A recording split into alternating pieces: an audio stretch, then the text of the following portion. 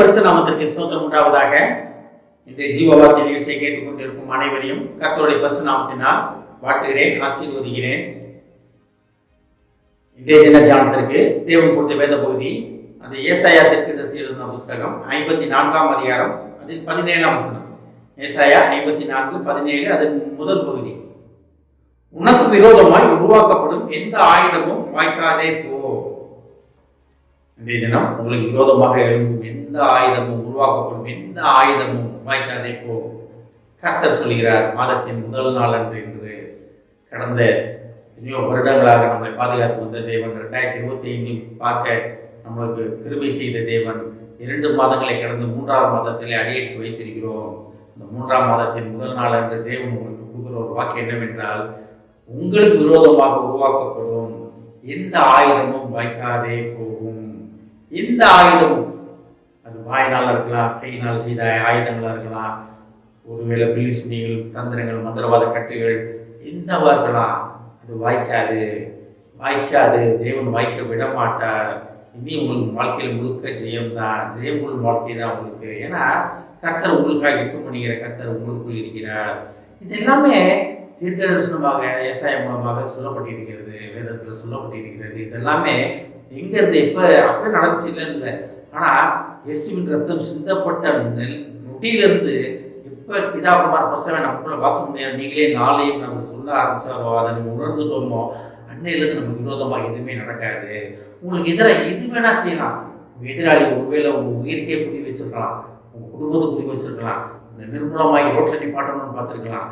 ஆனால் தேவன் என்ன சொல்றாரு பாருங்க, உனக்கு விரோதமாக எழும்பும் உருவாக்கப்படும் எந்த ஆயுதமும் வாய்க்காதே போகும். அது வாய்க்காதே போகணுன்றது தான் எல்லாத்துக்கும் ஆசை, எல்லாத்துடைய ஆசை தான்.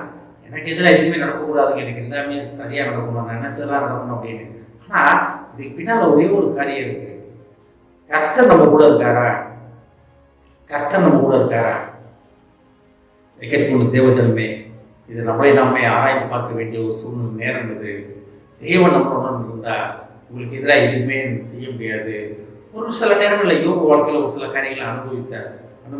ஆனால் யோபு கிடைத்த ஆசீர்வாதம் பாருங்கள், ரெட்டிப்பான ஆசீர்வாதங்கள், 2 மடங்கான ஆசீர்வாதங்கள் கிடைச்சி.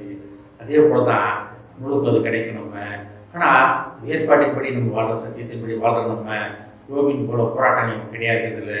ஆனால் ஆசீர்வாதங்கள் மட்டும் நமக்கு உண்டு, ரெட்டிப்பான ஆசீர்வாதங்கள் மட்டும் நமக்கு உண்டு. அதை பெற்றுக்கொள்வதற்கு ஒரே ஒரு காரியம், கர்த்தர் நம்முடன் இருக்கிறாரா?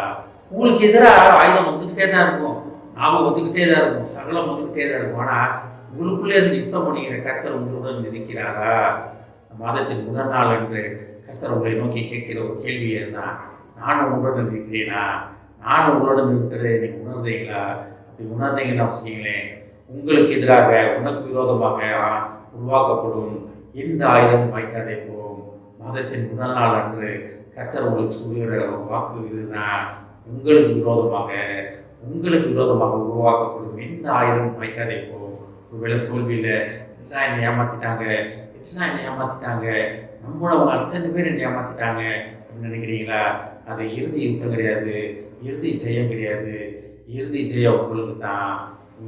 நீங்கள் யாரெல்லாம் அவங்கள ஏமாற்ற நினைக்கிறீங்களோ அத்தனை பேர் உங்கள்கிட்ட வருவாங்க. எது உங்கள்கிட்ட வந்து ஏமாற்றி பிடிக்கிட்டாங்களோ அதெல்லாம் உங்கள்கிட்ட வந்து சேர்ற ஒரு காலம் இருக்குது.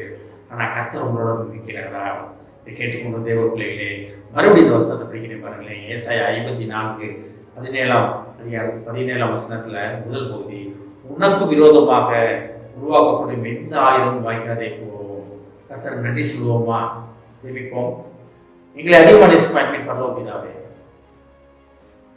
நீர் எங்களுடன் இருக்கும் பொழுது, நீர் எங்களுக்குள் வாசம் பண்ணும் பொழுது, எங்களுக்கு எதிராக உருவாக்கப்படும் எந்த ஒரு ஆயுதமும் வாய்க்காதே போகும் என்பதை உணர்ந்து கொண்டு நீர் எங்களுக்குள் இருக்கும் பொழுது தவறே வெற்றியுள்ள வாழ்க்கை வாழ்வதற்காக நீர் எங்களை அழைத்திருக்கிறீர்கள். நீர் எங்களுக்குள் இருப்பதை உணர்ந்து உங்க நன்றி சொல்கிறோம்ப்பா. இதை கேட்டுக்கொண்டு ஒவ்வொருவரையும் ஆசீர்வதிக்கிறோமாப்பா, ஒவ்வொரு குடும்பத்தையும் ஆசீர்வதிக்கிறோம். குடும்பத்தில் உள்ள ஒவ்வொருவருக்கும் விரோதமாக எழும்பும் எந்த ஆயுதம் வாய்க்காதே போகும் என்று சொன்ன மகா கிருபைக்காக நன்றியாக நீர் அவருடன் இருந்து அவருக்காக யுத்தம் பண்ணுவதை அவர் உணர வேண்டும். குடும்பத்தில் உள்ள வாலிப பிள்ளைகள் உங்களுக்கு தெரியுமாப்பா, வாலிப பருவம் உங்களுக்கு சொந்தமாட்ட மாட்டது. ஆசீர்வதிப்பா, இயேசுவின் மூலமாய் கேட்கிறேன் நல்ல பிதாவே, ஆமென். கர்த்தர் உங்களை ஆசீர்வதிப்பாராக.